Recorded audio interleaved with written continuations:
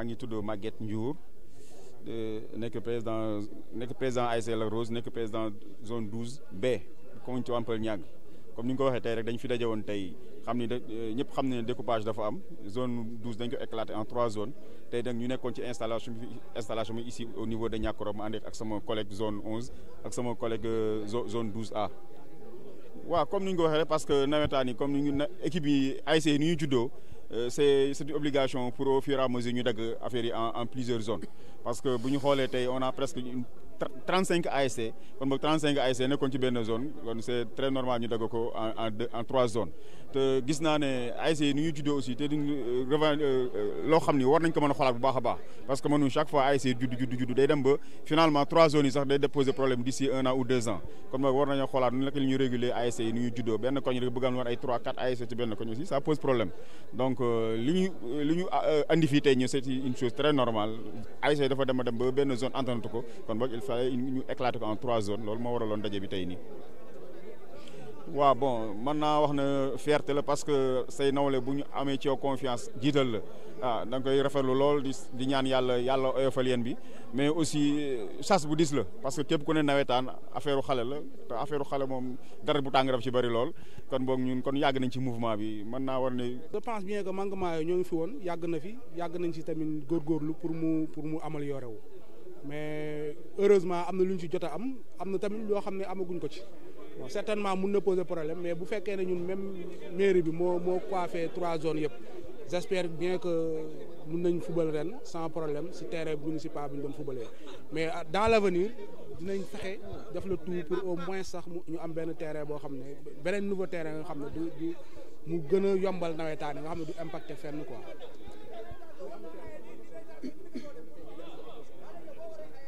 non sant yàlla rek sant yàlla bu baax di remercier tamit sama ñi ma nekkaloon parce que xam naa ne confiance bi ñu porté si man rëy na trop mais maa ngi ñaan yàlla oyofal yéen bi oyofal ko bu baax parce que tamit nawetaan moom moo demee noonu maa ngi di remercier bu baax kontaan naa ci bu baax mais bon yàlla oyofal yéen bi daal bu ko defee li ñu bëgg a liggéey ak ñoom ñu mun atteindre objectif yi ñu fixé. maa ngi tudd Cheikh Tidiane Gaye dëkk cité Safco 3 nekk le président de la nouvelle zone 11 du nouvelle sax parce que zone 11 ba existé la woon mais nouvelle installation bu ñuy soog a am nii issue du découpage de l'ancienne zone 12 bi nga xamante ne aussi yàlla defoon na moom laa doon jiite donc tey mu andi bi si zone 11 ñu koy jiite. bon man awma lu may arrangé personnellement nawetaan ay structure la yu ko composé donc te dafa am hiérarchisation donc ordre yi ni ñu ko mën a waxee si benn cadre bu oyof mooy ordre yi day jóge si cadre di wàcc suuf bu ñëwee aussi ñun dañuy exécuter donc du lu ñuy arrangé personnellement wala lu ñu dul arrangé mais surtout li arrangé l'ensemble des ASC xam ñoom ñooy composé zone yooyu ñuy wax peut-être c'est la ñuy xool mais bu ñu xoolee sama naataango de la zone 12B wax na ko effectivement vu la prolifération des ASC yi nga xam ñoo ngi koy am au niveau de la commune c'était normal et logique parce que depuis daaw sax lañ ko doon jàmbat doon xalaat sax dañu dem 2 zones mais ren ñu am presque lu ëpp fukk ASC yu bees yoo xamante ne ñëw na ba am ay ASC yoo xam dañoo jóge si yeneen commune am nañ ASC Jubóo bu jógee commune Bambilor am ASC Lébu gi bu jógee commune Jubóo jóge commune Sangalkam ASC Lébu gi jógee commune Bambilor ñoo fekk si ñu donc loolu c'était logique que ñu dem vers 3 zones avec 36 ASC. waaw loolu compétir si du si ressortu zone yi mais si ressortu defe naa mairie bi la ndax ñoom ñoo yor kii bi xam nañ ne stade bi si dëkku Niakoulrab la te suufu dëkku Niakoulrab la génnee te dëkk bi moo ngi bokkoon si l'ancienne commune de sa Jaxaay Parcelles Assainies Niakoulrab donc du coup avec découpage bi mu ñëw rattaché aussi commune Tivaouane Peulh bi ñu bokk donc day ñëw mais xam nañ ne ñëw boobu aussi du ñëw boo xamante ne mel ni kuy tuxu da ngay jóge kër gi rek dem kër gi y a peut-être des procédures administratives ak yooyu ñu war a def loolu benn la mais ñaari aussi fekk aussi liggéey gi pare biñ koy gis wax dëgg yàlla à chaque fois bu ñu fay romb ñoo ngi si bàyyi xel gis nañ ne ñoo ngi évoluer mais daal li ñuy ñaan les autorités muy le promoteur bi ko yor en charge muy si l'ancien notre ami et frère le maire de la commune de Jaxaay di Abdou Aziz Diané muy suñu maire di monsieur Papis Diop ñoom ñëpp ñoo ngi leen di ñaan daal lu ñu mën def collaborer pour accélérer ces travaux là ba stade bi disponible année bi dinañu gënal ndax ni nga ko gisee dañuy jóge si benn zone dem si ñetti zone am ñaari infrastructures yu disponible aussi dina yombal yombal lépp aussi te comme niñ ko déggee mu war a nekk benn stade synthétique dinañ ko wax ndax ñu gën si bàyyi xel loolu tamit dina am loo xam day gën a ñoŋal si compétition yi te defe naa dina am lu bëri loo xamante ne retard bu ñuy rattrapé par rapport ak suñu naataango yi xam ñoo ngi si département bi surtout bu suñu ASC war a jóge fi dem ay phase départementale ak phase régionale. waaw a priori fu mu nekk nii toutes les zones 11 12A ak 12B yëpp stade bi nga xamante ne mooy stade municipal u Tivaouane Peulh Niakoulrab fa la ñuy compétir donc mooy le seul stade disponible pour l'instant donc jusqu'à ce que ñuy gis leneen.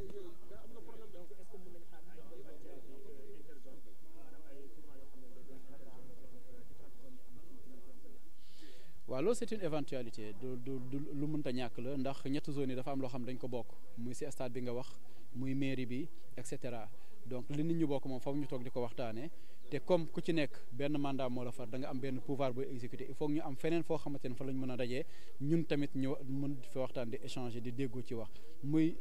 programmation des matchs au niveau du stade de Niaga muy en fait le problème des subventions avec la mairie ak lépp luy mënti ñëw rek mu concerner les zones ba ci tirage bi nga xamante ne moom la ñuy jëm te mooy presque acte bi njëkk a jiitu incha allah rabi donc loolu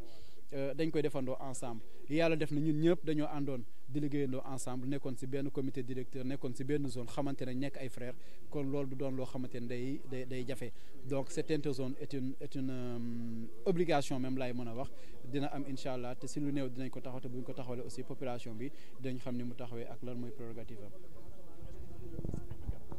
dama nekk une personne boo xamante ne j'ai une tendance optimiste. man le côté positif lay xool la plupart du temps donc man damay ne c'est positif où day mel ni tey koñ bi nga xamante ne tey benn ASC moo fa nekk ASC lu mu bëri daana par exemple mën nga ne 35 jours la mën a jël ci groupe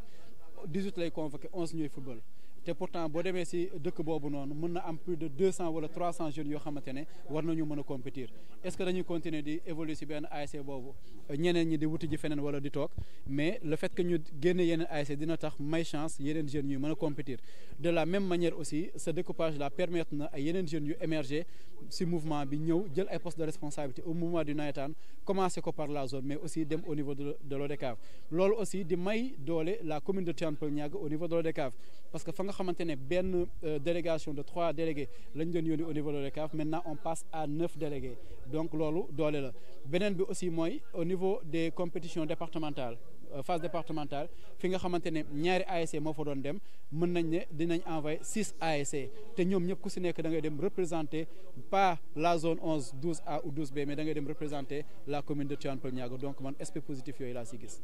non ñi moom ñoom ñoo may ñaax fu mu nekk nii parce que kii sama frère la sama mag la jiituma ci mouvement bi wax dëgg yàlla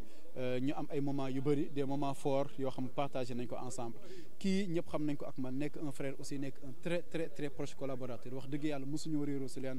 depuis ma nekk président il a été le trésorier général te ñëpp xam nañ ne commission finance lu sensible la mais mosuñu réeroo ci leen wax dëgg yàlla donc déjà loolu dama ne lu kii la lu rafet la lu baax la te avantage la kon ñun ñoo ñaaxante suñu biir tey le président Maguette Ndiour lii doxal zone am ba mu réussir moom mooy sama ndam lii doxal zone Pa Aline au niveau de Tivaouane Peulh ba mu réussir moom mooy sama ndam ndax aussi dañuy xam benn affaire mooy tey nous appartenons à une même commune mais nous appartenons aussi ci benn arrondissement bi lañ bokk maanaam benn sous-préfet moom moo ñu jiite ñuy compétir ci benn terrain tey jii nii ay la yéwén su ma yéenee président Maguette Ndiour zone 12B maanaam mu am ay tolof yi mu am préfet buy arrêté du xool ne zone 12B moom moo am problème mais day gis ne le stade de Niaga lay suspendre su boobaa ñun ñëpp ñooy bokk toogandoo donc loolu rek dafa nekk conséquences yoo xam ñoom ñoo ko dundandoo yàgg wax nañ ko fi suñu réunion sans que le président de l'ODCAV ñëw na waxaat ko fi donc loolu tax na ñun ñëpp ku ci nekk da nga tu as une obligation nga yéene jàmm sa morom mais lépp loo mën a jàppale sa morom muy infrastructure muy moyen muy logistique nga jàppale ko pour mu réussir te loolu defe naa duñu poser problème parce que ñii ñëpp yàgg nañoo def ci nawetaan te yoruñ benn responsabilité kii yàgg nañ ko parrainer ay journée wala di ko parrainer ay trophée muy ñëw di ko def ci zone bi kii kazalika yàgg naa jàppale ay ASC zone bi yàgg naa ñëw zone bi du yor xaalis mu yëkkati xaalisam di ko def ci zone bi man xam naa ci dara mu ko ci def kon defe naa ñun bu dee nous sommes animés de cette même ambition là et de ces mêmes intentions donc defe naa problème boobu du posé wu. waaw merci beaucoup parce que tamit la population bi di laaj baax na ñu koy leeral aussi ñoom ñuy xam parce que ñun la ñu dénk tey il faut ngeen xam ne comité directeur yi toog fii nii tey fal ñu askan bi ñoo leen yónni ci ay ASC lañ jóge ci biir dëkk bi lañ jóge ci ay quartiers ñëw représenté quartier dëkk yooyu fal ñu kon ñun askan bi la ñu fi nekkal donc communication dafa war di jaar ñëpp xam nañ ne li arrêté woon suñu nawetaan ñun daaw du problème organisation du problème moyen du problème leen mais c'était un arrêté du département du préfet du département arrêté boobu le préfet moo ngi si tànku yëkkati ko lever arrêté boobu jotaguñ nag le courrier parce que tamit administration courrier la tant que jotaguñ ko buñ saa yu jotee courrier bi rek incha allahu rabi ñun ñii sax defe naa mooy doon ni suñ première compétition parce que ñun on va s'allier pour organiser ensemble cette compétition là donc déjà le document boobu la ñuy xaar maanaam levée de l'arrêté du préfet bu amee déjà ñun am sañ-sañu organiser mais texte tamit dafa nekk dafa am ay dossiers parce que dafa amoon des cas d'appel ñu statuer ci en première instance non en des cas de réserve et de comment dirais-je ay mbiru sécurité daal ñu statuer en première instance mu am ay cas d'appel ñu statuer ci en deuxième instance dossier bi nekk maintenant en troisième instance mooy fi ñu toll fii saisine mooy maanaam l'instance supérieure de l'ONCAV moom mooy yor dossier fu mu nekk nii waru see àddu kooku moom mooy yor mooy comme Cour suprême rek c'est le dernier mot saa yoo wàccee PV bi si la ñu xam ne ASC bi ak ASC bi finalement ñoom ñooy dem